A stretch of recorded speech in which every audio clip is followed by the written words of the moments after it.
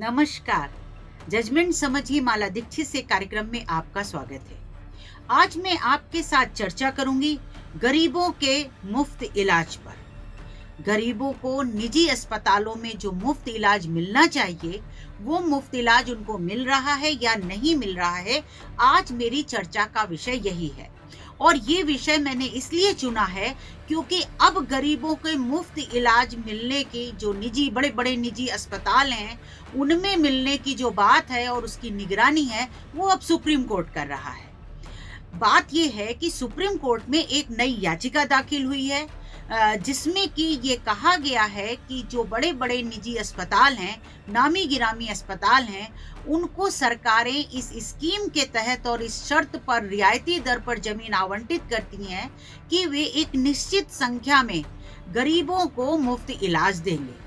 यानी अलग-अलग प्रदेशों में, अलग-अलग राज्यों में अलग-अलग शर्तें हैं। जैसे कि किसी राज्य में ये स्कीम है कि अगर किसी निजी अस्पताल को अस्पताल बनाने के लिए रियायती दर पर ज़मीन दी गई है, तो वो उसके बदले में अपने यहाँ जो मरीज भर्ती होते हैं, जो कुल संख्या होगी मरीज भर्ती होने की, कुल बेड की क्षमता होगी उस अस्पताल की, उसमें से जैसे 20% या 10% जो वो है, वो गरीबों को भर्ती किया जाएगा और उनका मुफ्त इलाज होगा। और इसी में एक शर्त ये भी शामिल होती है कि जो ओपीडी पेशेंट है, यानी जब आप किसी अस्पताल में दाखिल होते हैं और अपने को दिखाने जाते हैं, तो वहाँ पर आप ओपीडी में दिखाते हैं, उसको कहते हैं आउटडोर पेशेंट। यानी जाकर के डॉक्टर को दिखाया, अगर आपको भर्ती होने की आवश्यकता नहीं है, तो वो ओपीडी में दिखाते हैं। तो ओपीडी में भी एक निश्चित संख्या में, जैसे 10% या 25%, अलग-अलग राज्यों में अलग-अलग नियम है, उसके हिसाब से गरीबों का मुफ्त इलाज किया जाएगा। यानी उन गरीबों से ओपीडी की फीस नहीं ली जाएगी।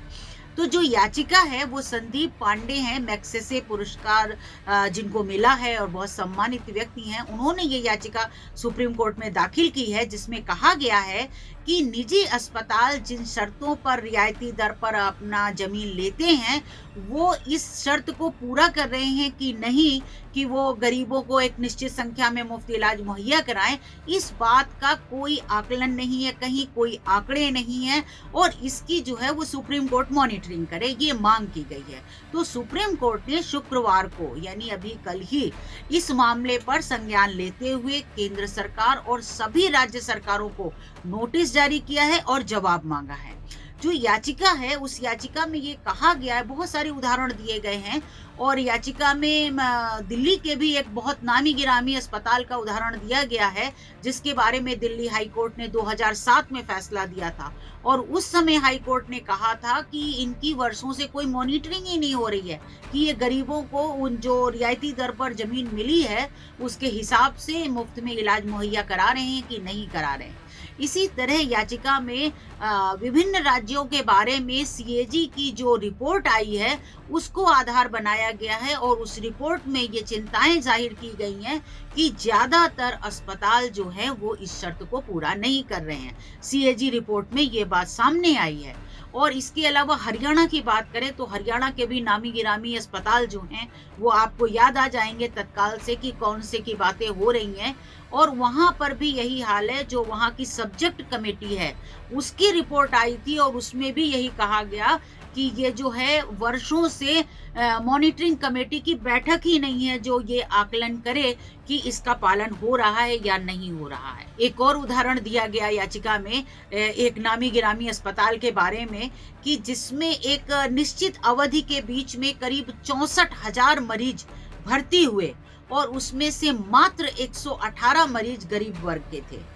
तो जबकि जैसे हम दिल्ली की बात आपको बता रहे थे, तो दिल्ली में जिस अस्पताल की हम आपको बात बता रहे थे 2007 में, जिसके बारे में दिल्ली हाई कोर्ट ने फैसला दिया था, उस अस्पताल में जब उसको ज़मीन आवंटित हुई थी रियायती दर पर, तो उस अस्पताल की क्षमता थी 600 बिस्तर की, यानी 600 बेड उस अस्पताल की क्षमता है, और उसके हिसाब से 20% यानी करीब 200 जो थे, आपको 1/3 हिस्सा गरीबों के लिए आरक्षित करना था, यानी मुफ्त इलाज के लिए।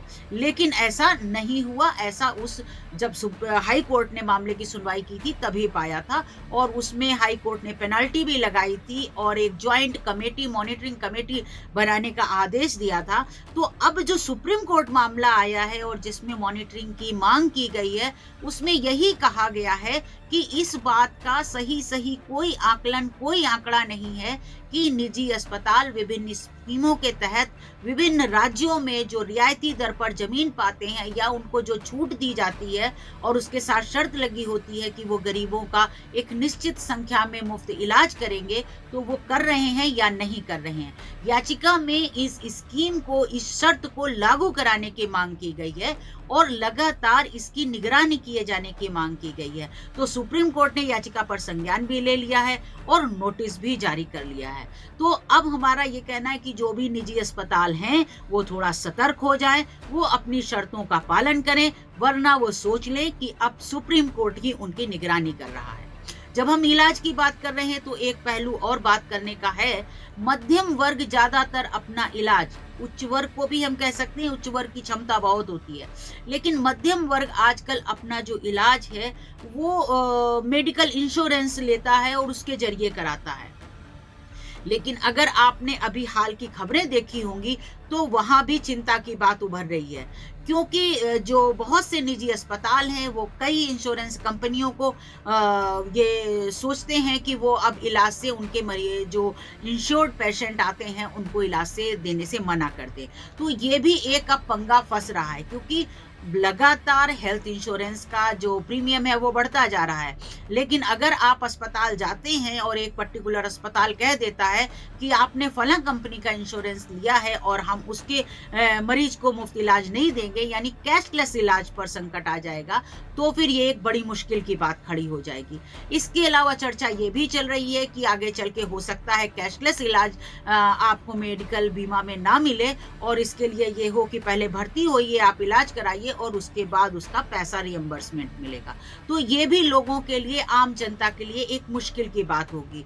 तो सब कहने का मतलब ये है कि इस ओर सरकार को बहुत ध्यान देने की जरूरत है, क्योंकि इलाज एक बहुत जरूरी चीज होती है। सेहत जो होती है वो जीवन के अधिकार के तहत, मौलिक अधिकार के तहत आती है।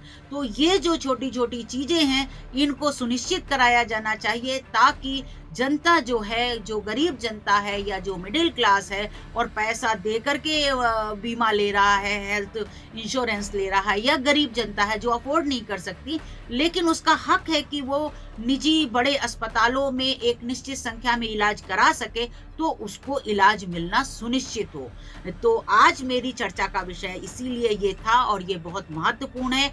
आगे देखते हैं कि इसमें क्या होता है, सरकार कोई कदम उठाती है या कोर्ट आगे चल करके कोई महत्वपूर्ण आदेश देता है। अगर ऐसा होता है तो मैं उससे भी आपको जरूर अवगत कराऊंगी।